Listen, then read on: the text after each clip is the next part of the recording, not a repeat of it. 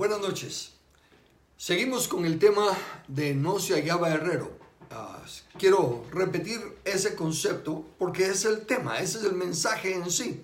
Lo que la Biblia nos está mostrando es el hecho de que la astucia del enemigo siempre ha sido la misma y es la de quitar a los equipadores. En aquel entonces el herrero era el equipador de todo, el equipador de las herramientas de trabajo y principalmente el forjador de las armas de guerra. Y los filisteos, dice claramente la Biblia, habían quitado a los herreros precisamente para que no pudieran hacerse ningunas armas de guerra y para que no pudieran defenderse. Al traer la aplicación a nuestros días, vemos entonces que los herreros son a todos aquellos que enseñan. Prácticamente todos los maestros de alguna manera son herreros porque están afilando las armas mentales. Y el enemigo eso es lo que hace. Toma a los hijos y empieza a instruirles en el humanismo. Miren, recuérdense que en la vida solo hay dos fuentes de información: la palabra de Dios y el humanismo. Desde luego, la palabra de Dios, como es inmutable, no cambia. Y por eso algunos se aprovechan a decir, ya es vieja, ya está pasada de moda. Y muchos cometen errores de querer actualizarla. Acepto que se trate de cambiar la forma de decir las cosas y las palabras, pero no se dan cuenta que al cambiar algunas palabras caen en el engaño del humanismo y cambian el significado de las palabras. Entonces, no había herreros. Ese es el problema que estamos confrontando. Estamos ahorita, mire, hoy en la mañana me enviaron otra vez un video que ya anteriormente lo habían enviado y que rápido, eso sí, todos los medios de comunicación lo publican, de una persona, para mí joven obviamente, que está hablando, diciendo de que primero aparecen unos soldados que los entrevistaron en el tiempo de la guerra acerca de los derechos humanos. Ellos dicen que eran unas artimañas que los enemigos estaban usando, como lo siguen haciendo ahora. Y luego él viene y dice, se dan cuenta, y el peor problema es que todavía hay gente que sigue pensando que los derechos humanos son malos y esto y lo otro, y ahorita están atacando a Jordán Rodas y esto. Mire, a Dios gracias, por la misericordia de Dios, ya ni siquiera les presto atención. Son mentes reprobadas. Y el joven, pues se nota que es muy elocuente, muy preparado, pero eso no quita que es una mente reprobada por Dios. Es como el diablo. El diablo dice que se presenta como ángel de luz, pero en realidad es padre de mentira. Y entonces es triste que personas que supuestamente deberían de ser inteligentes como ese muchacho, o es una mente reprobada, tan ciega que no puede ver la verdad, que tan obvia de toda la maldad que este Jordán Rodas está cometiendo, de toda la bajeza, de toda la vileza del socialismo, del humanismo, o es un vil pícaro que se aprovecha de seguir engañando a la gente por sus intereses personales. Pues eso es todo lo que hacen los de la izquierda, los del humanismo. Los que tienen un poquito inteligente tratan de mantener en ignorancia al demás populacho para aprovecharse de ellos, pero no que tengan ningún interés. Entonces, con ese, pues sencillamente descarté el video. Al fin y al cabo ya no pierdo. Son mentes reprobadas. No se puede tratar de dialogar con ellos porque no entienden. Pero sí me llamó muchísimo la atención porque el hecho de que esas mentiras tan obvias, esos engaños tan burdos, que cualquiera que tenga un poquito de sentido común se da cuenta de lo mal que están las cosas y que esas son puras mentiras de estos impostores. Pero ¿por qué está afectando a mucha gente? Y ahí es donde venimos otra vez a nuestro tema. No hay herreros. Los padres de familia somos los principales herreros porque tenemos la mente de nuestros hijos desde bebés. Los tenemos con nosotros todo el tiempo y somos nosotros los que, en primer lugar, con nuestra actitud y nuestra vivencia, formamos su carácter. Y con el entendimiento que tengamos, fortalecemos sus bases éticas, morales, de tal manera que cuando viene toda la basura del humanismo, no les afecta. Dicen que los jóvenes cuando van a la universidad, ahí es donde les empiezan a lavar el cerebro. No, si ya van bien preparados, si hemos hecho un buen trabajo de instruir al niño en su camino, aun cuando sea viejo no se apartará de él. Y esa es la experiencia de los que hemos trabajado en equipar a nuestros hijos. Ahora bien, me gozo y escribí en Facebook al ver lo que está pasando en Bolivia, que gracias a Dios el pueblo se está manifestando y se dieron cuenta, hermanos cristianos, que ellos sí están hablando abiertamente contra el gobierno y que sí están diciendo que necesitamos la palabra de Dios en el gobierno. Se dieron cuenta que a ellos no les asusta de que vayan a decir es que queremos un gobierno laico y toda esa basura que la gente ni sabe lo que dice. Son pericos repetidores, nada más. Lo que necesitamos es la única justicia justa, la de Dios.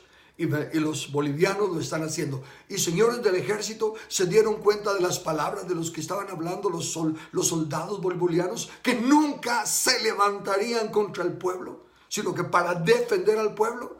Y ustedes, mejor que nadie, saben que toda esta partida de corruptos, mentes reprobadas, traidores a la patria, que merecen la muerte. Si un secuestrador que secuestra a una persona, la Biblia, no yo, la Biblia dice que el que secuestra a una persona debe morir.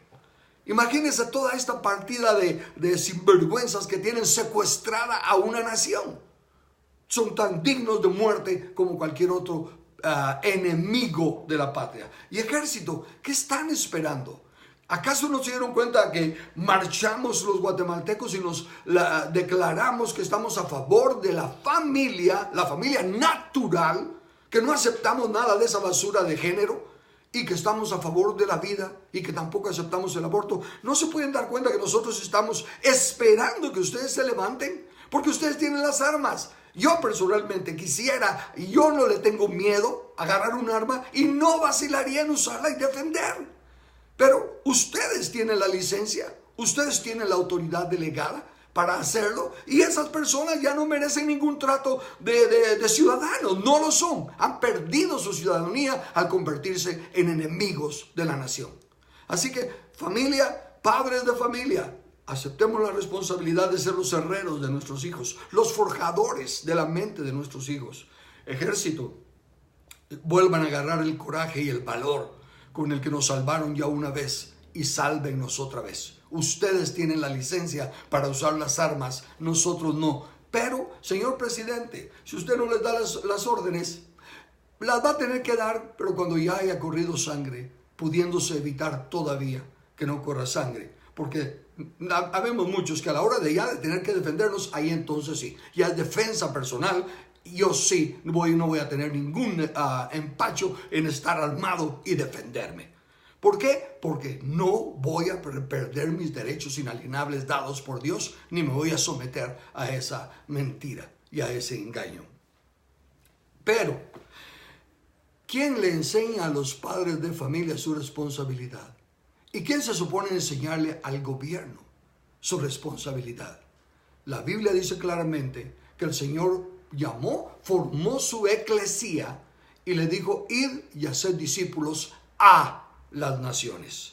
No en, sino que a las naciones. Quien tiene que discipular cómo se gobierna una nación, cómo que tiene que discipular a los gobernantes de las naciones, es la iglesia. Claramente lo dice Pablo escribiéndole a los colosenses, a fin de que la multiforme sabiduría de Dios sea ahora dada a conocer por medio de la iglesia a los principados y potestades en los lugares celestes, que, como ya he explicado en otros estudios, se refiere a los gobernantes y a los lugares de gobierno. Entonces, iglesia, va a ser un tiempo de que hablemos ahorita un poquito acerca de cómo estamos en nuestro entendimiento de equipadores. Pudiéramos decir que todos los que tenemos una función de liderazgo en la iglesia somos equipadores. Sin embargo, como anda tanto viento de doctrina y a veces los que están de moda son los profetas y todo el mundo está profetizando, y en otros momentos son los que hacen señales de prodigios, y ahora pues desde luego lo que predomina es el apostolado, permítame entonces dirigirme a la iglesia en el aspecto de equipadores, donde claramente dice en Efesios 4, versículos 11 y 12, y él mismo, refiriéndose a Jesús, y él mismo constituyó a unos, en plural, a unos apóstoles, a otros profetas, a otros evangelistas, a otros pastores y maestros, a fin de perfeccionar a los santos para la obra del ministerio, para la edificación del cuerpo de Cristo. Comencemos por el principio. Es Cristo el que establece el liderazgo.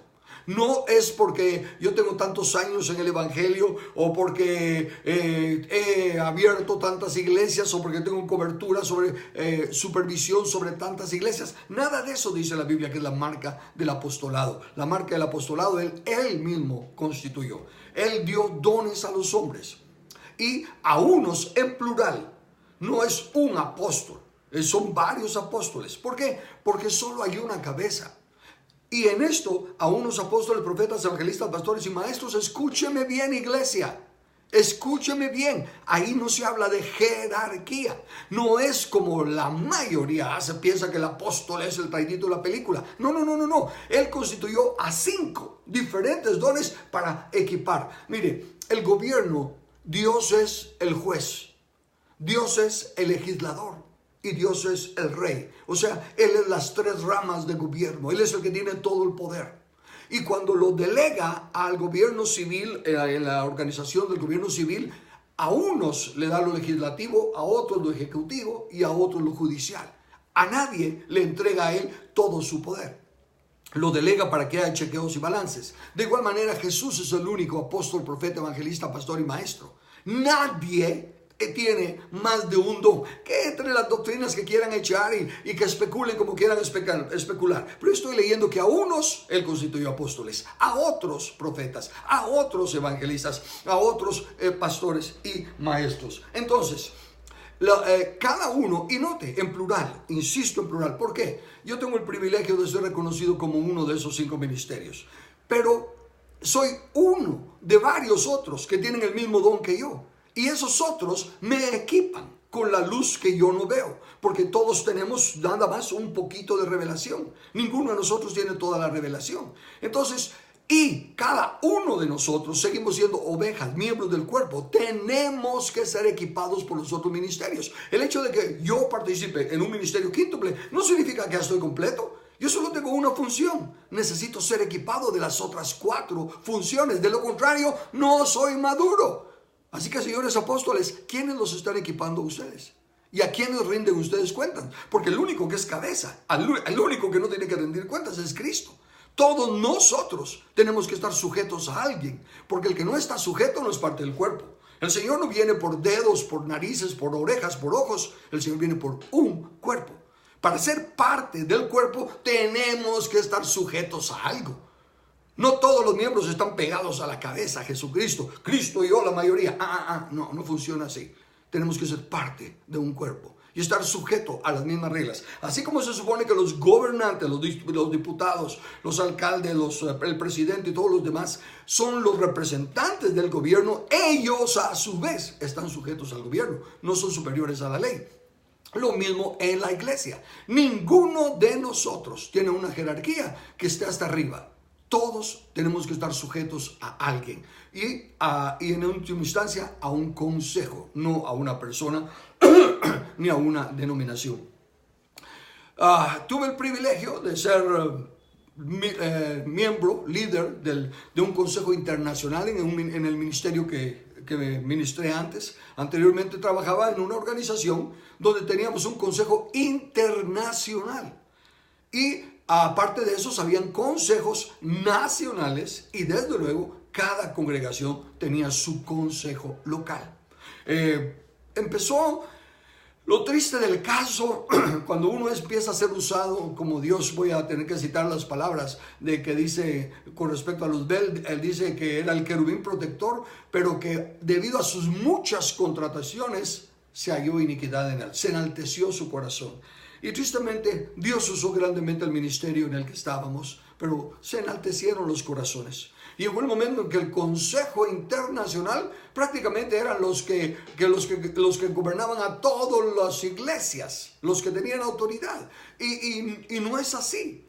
El Consejo Internacional tiene autoridad internacional para mantener la unidad de la fe. O sea que su autoridad es en la doctrina sana.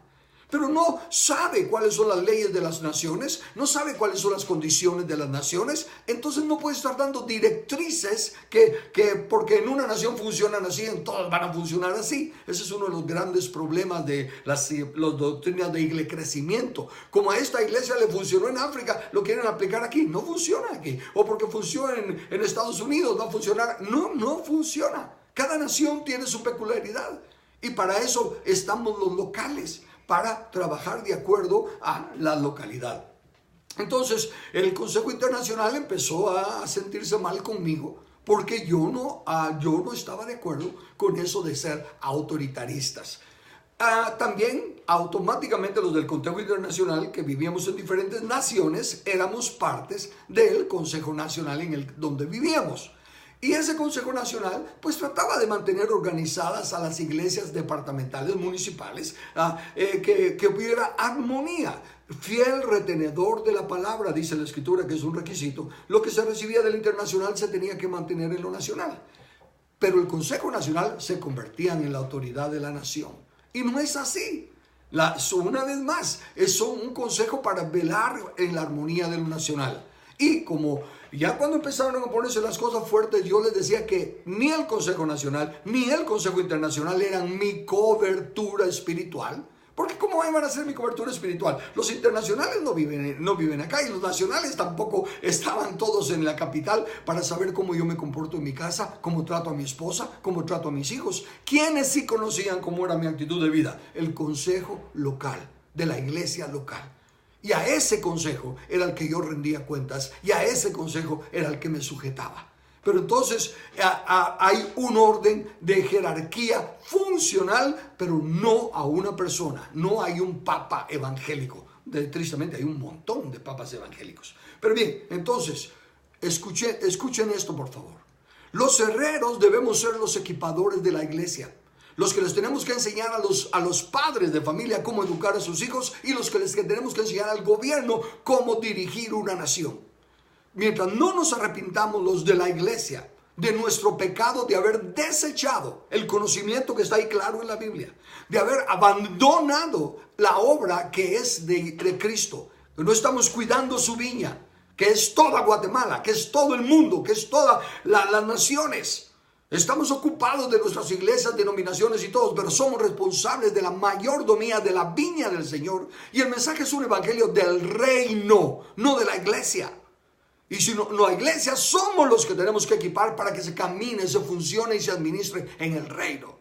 Entonces, iglesia, es tiempo. El juicio de Dios comienza por la casa de Dios. Así que pongámonos en orden con Dios. Dejemos ya todas esas, como dije otra vez, ya dejen de orar. Bueno, no dejen de orar, pero a lo que me refiero, no es la oración la que va a cambiar nada. La oración mueve las manos de Dios. La oración todo lo puede. No. La oración es como la fe. Sin obras no está muerta. Los que podemos hacer algo, debemos hacerlo. Y debemos de no desechar el conocimiento. No hay herreros en Guatemala. Bueno, sí los hay, pero tal vez no tienen título. Y como ahora hay un engaño en que solo los títulos se dejan llegar y solo las señales y prodigios se dejan llevar, y se les han subido los humos, que ya no pueden tratarnos como hermanos y platicar uno a uno, sino que ahora hay que pedir audiencia para ver si lo reciben a uno. No. Comencemos. El juicio tiene que comenzar por la casa de Dios. Si queremos que las cosas cambien, necesitamos volver al reino de Dios y su justicia, porque ahí es donde comienza el juicio de Dios.